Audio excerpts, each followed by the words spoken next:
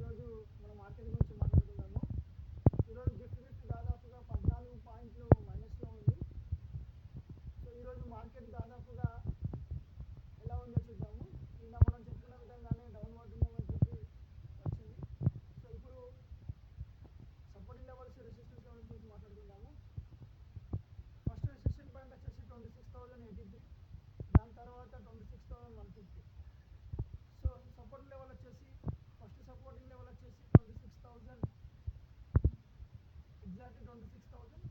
దాని తర్వాత 25,975, దాని తర్వాత 25,927.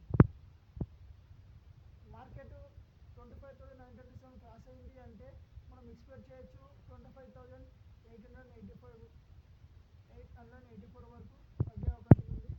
మార్కెట్ మార్నింగ్ ఒక 10:20, 10:15 వరకు కొద్దిగా పాజిటివ్లో వెళ్ళిన తర్వాత ఒకవేళ 26,083 క్రాస్ కాలేదు అంటే సో మార్కెట్ మళ్ళీ పడిపోయే అవకాశాలు చాలా కనిపిస్తున్నాయి. ఎందుకంటే అన్ని సెక్టార్లలో సో డౌన్వర్డ్ మూవ్మెంట్ ప్రారంభమైంది కాబట్టి సో మార్కెట్ మాత్రం ఈరోజు కొద్దిగా పాజిటివ్ వెళ్ళి తర్వాత మొత్తం పడిపోతుంది. సో ఈ ఇన్ఫర్మేషన్ మీకు యూజ్ అవుతుంది అనుకుంటున్నాను. ఒకవేళ యూజ్ అవుతే సబ్స్క్రైబ్ చేయండి ఈ ఛానల్ని. Thanks friends.